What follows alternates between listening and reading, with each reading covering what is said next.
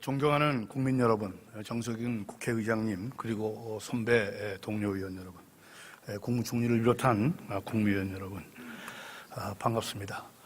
오늘 저는 문재인 정부의 좌파 포퓰리즘을 비판하고 앞으로 나아갈 우리 경제의 방향에 대해서 대정부 질문을 통해서 여러 가지를 확인하고자 합니다. 국무총리 나와주시죠.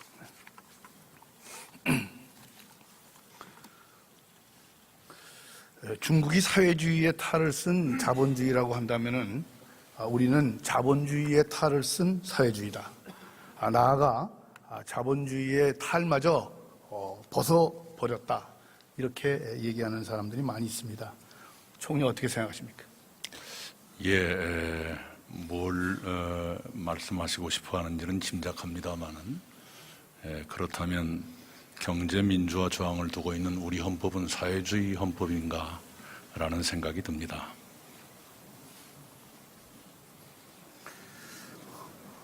지금 이 정부에서 사유재산을 부정하는 토지공 개념을 주장을 하고 경제 민주화를 가장한 기업 규제의 강화, 노동계와 청와대의 완장 경제, 이러한 그 사회주의 정책들이 줄줄이 이어지고 있어요. 그렇다면은 이러한 것은 상당히 총리께서 얘기하는 그 자유시장 경제하고는 거리가 멀고 반시장적이라고 생각을 하는데 어떻게 보세요? 네, 우리 헌법은 경제에 대한 규제와 조정을 가능하게 규정하고 있지 않습니까? 그것은 이 의원님께서 더 전문가라고 생각합니다. 답변을 너무 간단하게 하시네요. 네, 아는 게 그것뿐입니다. 네. 최근에 최저임금 좀 얘기 좀 해보겠습니다. 정부가 세금으로 사기업에 임금을 주는 것이 그런 나라가 있어요? 우리나라에도 인건비 보조를 하고 있는 경우는 있죠. 잘 아실 겁니다. 아니, 사기업의 인건비를 보조를 해요? 그렇지 않습니까? 예를 들어서 청년 3명을 고용하면 1명의 인건비를 도와드린다거나 하는 것도 인건비 보조라고 볼 수 있겠죠. 아니, 임금을 올려놓고 일자리 안정기금을 주는 거는 전형적인 병 주고 약 주는 그런 정책 아닙니까? 저임금에 허덕이는 근로자들께 임금을 좀 올려드린다는 것이 병 주는 것이라고 생각하지 않습니다. 사회주의 국가인 중국, 베트남 이런 데서도 지역 경제의 수준별로 최저임금을 차등 적용하고 있어요. 그건 알고 계시죠? 네. 예. 미국과 일본도 마찬가지고요. 그래서 물가나 경제 수준이 다르고 산업별로 기업 환경이 다른 데에는 최저임금을 차등해서 적용하는 것이 원칙이라고 봅니다. 최저임금 정책에 대해서 총리께서 관심을 가지시고 이 부분을 수위도 좀 조절하시고 또 지역별로 산업별로 차등화하는 그런 시책을 도입을 하세요. 예, 우선 최저임금 인상이 시행된 지 이제 한 달 조금 넘었습니다. 이것이 연착륙되도록 의원님들의 도움을 받아가면서 최선을 다하겠습니다. 지역별, 업종별 차등제는 그걸 제안하시는 취지는 충분히 이해합니다만은 자칫 잘못하면 어느 지역은 저임금 지역이다, 또 어느 업종은 저임금 업종이다 하는 낙인이 찍히는 부작용도 있을 수 있습니다. 최저임금이란 건 문자 그대로 최저임금이니까요. 지역별, 업종별로 조금 더 여유가 있는 데는 최저임금보다 조금 더 많이 주면 그것으로 되지 않겠는가 생각합니다. 정부가 지난번에 부동산을 잡겠다고 파리 부동산 대책을 내놓았는데 지금 실효성이 없죠? 파리 부동산은 8월 2일에 발표됐지만 대부분의 정책은 금년 들어서 시행되고 있습니다. 해서 그 효과가 없다고 단정하기는 아직 빠르다 이렇게 생각합니다. 아시다시피 이제 다주택자 규제로 인해 가지고 똘똘한 집 한 채 구매하겠다는 이런 수요, 그리고 자사고 특목고 폐지로 파락구군이 부활될까 해서 강남권에 수요가 급증하고 있는데 공급이 그만큼 이루어지지 못하기 때문에 지금 가격이 오르는 거예요.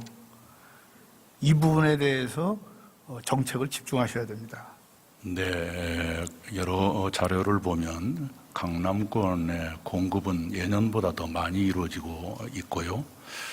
자사고 특목고 정책 때문에라고 하는 확실한 증거는 아직까지 발견되지 않고 있습니다. 예를 들어서 전셋값이 오르든가 전학을 많이 한다든가 이런 것이 있어야 될 텐데 그런 증거는 아직까지 없거든요.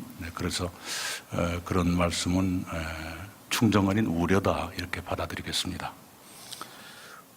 말씀하시고 싶어하는 일은 짐작합니다마는 그렇다면 경제민주화 조항을 두고 있는 우리 헌법은 사회주의 헌법인가 라는 생각이 듭니다.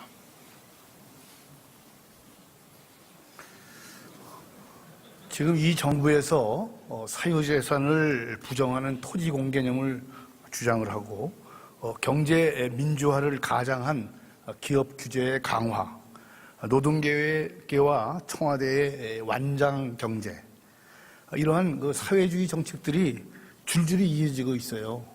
그렇다면은 이러한 것은 상당히 총리께서 얘기하는 그 자유시장 경제하고는 거리가 멀고 반시장적이라고 생각을 하는데 어떻게 보세요? 네, 우리 헌법은 경제에 대한 규제와 조정을 가능하게 규정하고 있지 않습니까? 그것은 이 의원님께서 더 전문가라고 생각합니다. 답변을 너무 간단하게 하시네요. 네, 아는 게 그것뿐입니다. 네. 최근에 최저임금 좀 얘기 좀 해보겠습니다. 정부가 세금으로 사기업에 임금을 주는 것이 그런 나라가 있어요? 우리나라에도 인건비 보조를 하고 있는 경우는 있죠. 잘 아실 겁니다. 아니, 사기업의 인건비를 보조를 해요? 그렇지 않습니까? 예를 들어서 청년 3명을 고용하면 1명의 인건비를 도와드린다거나 하는 것도 인건비 보조라고 볼 수 있겠죠. 아니, 임금을 올려놓고 일자리 안정기금을 주는 거는 전형적인 병 주고 약 주는 그런 정책 아닙니까? 저임금에 허덕이는 근로자들께 존경하는 국민 여러분, 정석윤 국회의장님, 그리고 선배 동료 의원 여러분, 국무총리를 비롯한 국무위원 여러분, 반갑습니다. 오늘 저는 문재인 정부의 좌파 포퓰리즘을 비판하고 앞으로 나아갈 우리 경제의 방향에 대해서 대정부 질문을 통해서 여러 가지를 확인하고자 합니다. 국무총리 나와주시죠.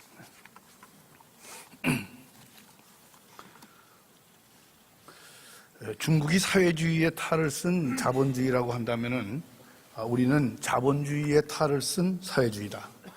나아가 자본주의의 탈마저 벗어버렸다. 이렇게 얘기하는 사람들이 많이 있습니다. 총리 어떻게 생각하십니까? 임금을 좀 올려드린다는 것이 병 주는 것이라고 생각하지 않습니다. 사회주의 국가인 중국, 베트남 이런 데서도 지역 경제의 수준별로 최저임금을 차등 적용하고 있어요. 그건 알고 계시죠? 네. 예. 미국과 일본도 마찬가지고요. 그래서 물가나 경제 수준이 다르고 산업별로 기업 환경이 다른 데에는 최저임금을 차등해서 적용하는 것이 원칙이라고 봅니다. 최저임금 정책에 대해서 총리께서 관심을 가지시고 이 부분을 수위도 좀 조절하시고 또 지역별로 산업별로 차등화하는 그런 시책을 도입을 하세요. 예, 우선 최저임금 인상이 시행된 지 이제 한 달 조금 넘었습니다. 이것이 연착륙되도록 의원님들의 도움을 받아가면서 최선을 다하겠습니다.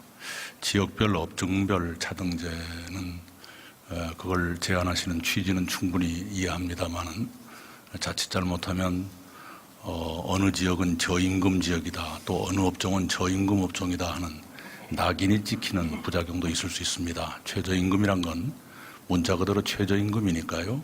지역별, 업종별로 조금 더 여유가 있는 데는 최저임금보다 조금 더 많이 주면 그것으로 되지 않겠는가 생각합니다.